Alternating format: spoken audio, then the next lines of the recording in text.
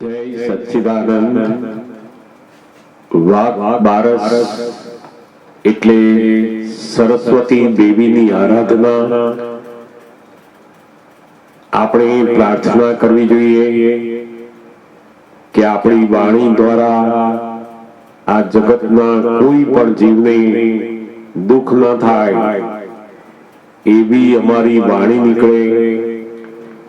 કારણ કે વાણી એ તો મોટામાં મોટું ધન છે. આ પૈસાનું ધન તો આપણી પાસે ટકે કે ના પણ ટકે, પણ વાણીનું ધન એ તો કાયમને માટે ટકે. માટે સારા શબ્દ બોલવા જોઈએ જેનાથી બીજાને આનંદ થાય. તે જ સાચી વાક બારસની આરાધના છે. જય સચ્ચિદાનંદ.